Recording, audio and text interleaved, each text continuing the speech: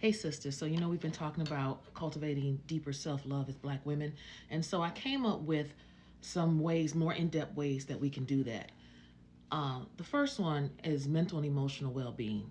We need to heal from trauma. And sometimes we don't even know what traumas we have in us. Um, Let me give you an example. My husband, years ago, when our first daughter was maybe about 7, and I don't like spankings. I hate spanking kids. I think it all originated. I know it originated from slavery and being whipped and put and helping put people, making them subservient and to control the enslaved African. And I think as Black people, we have incorporated uh, corporal punishment, whooping not kids, as a rite of passage, as if that's good parenting. Now, I'm not saying that this it's not times where you need to swat on the butt, but the excessive getting a switch and switching your kid like that, that's not love. That's not discipline. That's abuse, in my opinion. So one time though, my husband, he got the belt. Our 7 year old at the time, she was 7, was acting up, and so he went and got a belt and was getting ready to spank her, and something snapped in me, snapped in me, and I went off on him. I had such a visceral, shocking reaction, and so I was like, oh my God, that's trauma from when I was younger, seeing how my dad would beat, discipline, he called it discipline, my brothers with switching.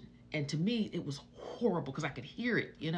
And and so that was like, okay, Angela, besides all the other shit you got going on with yourself, you definitely got to get in therapy. And so I bring on up to say sometimes traumas lay there that we don't even know exist. Um, Also, another way for our mental, emotional well-being truly is to set boundaries, not just with friends and coworkers, but with our own children, with our spouses. Like my, I didn't realize how inundated with my children I had become. It was to the point where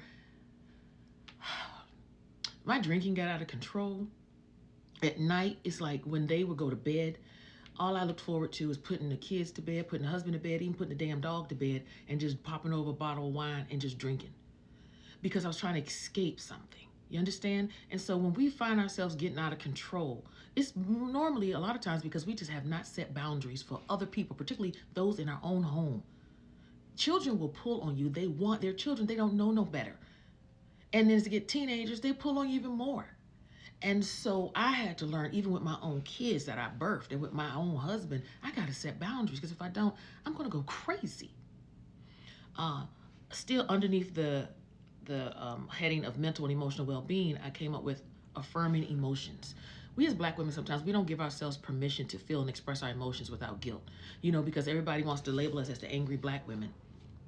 Anytime we express ourselves, oh my God, you're being aggressive. That, and for white people, if you're listening, don't you ever tell a Black woman, period, that we're being aggressive. That will get you jacked up. I'm telling you now, especially when we're not being aggressive. See, that's that passive aggressive bullshit, for lack of a better word, microaggression that white people do with us. You trying to get in our head. That's the worst thing. I have a real problem with people trying to fuck with my mind and make me think I'm crazy when I'm not. If I'm saying something to you, I'm not being aggressive. I'm expressing myself. And as Black women, we have been taught that we can't express ourselves, or if we do, we're being seen in a negative light. And so a lot of times we just suppress it and we hold it in. Another category under mental and emotional well-being is just seeking joy. I have a dear friend, Tracy Michelle Lewis Jiggets, and she wrote an amazing book called Black Joy. Y'all need to pick it up. And it's so true. We have to find joy, y'all. Happiness and joy are two different things, by the way. But you need to prioritize activities that bring you peace, laughter, and contentment. For me, I love comedy, like comedians. I will sit and listen to a comedian while I'm driving in my car.